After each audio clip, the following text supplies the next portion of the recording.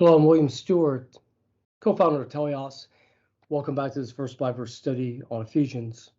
It's really my joy to bring you this study, and I'm glad you're here to listen to it. I hope you're getting a lot out of it. Leave a comment or questions on the website at www.teliosresearch.com. Tell us what you think and what we could do better and what we could further help you with. We're in chapter 2. The whole book is great. Chapter 2 is really great. We're in a section talking about the reconciliation of Christ to unbelievers by his blood and sacrifice on the cross. And we've been talking about first the differences between the Jew and the Greek in the Old Testament, and that Christ's death on the cross reconciled the two together in one man.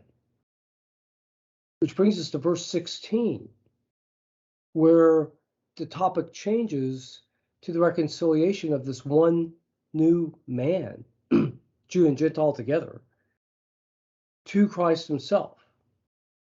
Well, I should say reconciliation of God to God through Christ.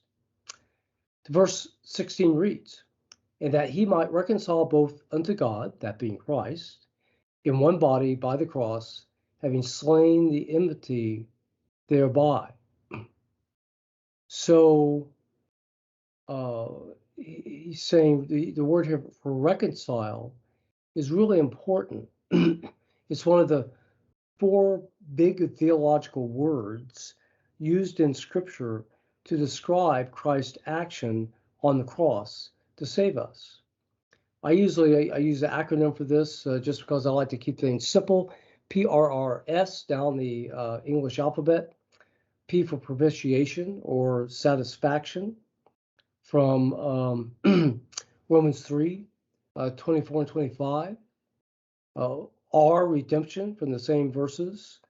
And R here, reconciliation from this chapter and others. And also substitution, PRRS, substitutions in 1 Peter 3:18. So this describes Christ's work at the cross to save us, different images of it and what it attained. Reconciliation is one of these and is important. It's the word katallazo, alazo meaning change in Greek, the original language of the New Testament.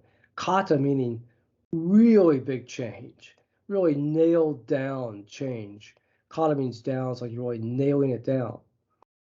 Apo, adding a preposition on top of this word is used here, is a further extension or empowerment of the word, of just how big a really change this was.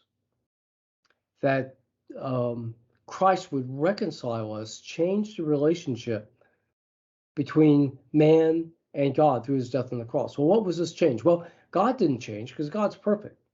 He changed man. And that's because there was enmity between them. Enmity being that they were enemies, basically. So the enmity, between God and man separated man from God. So there had to be a change.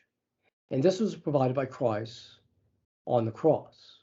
And he says this here, by one body on the cross. So he reconciled one man by one body, being man on the cross.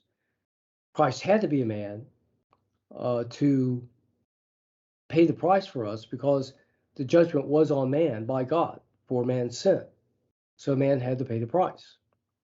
But he also had to be a perfect man. He had to be God as well to be a sufficient sacrifice, propitiation, to God, that God would be satisfied with his price paid. Okay, so what have we seen here? Coming off the fact that God reconciled Jews and Gentiles together, he did this through the cross, and he reconciled man to God by his death on the cross, slaying or killing, literally, the enmity that was between man and God by his death. Okay, great verse. Important verse.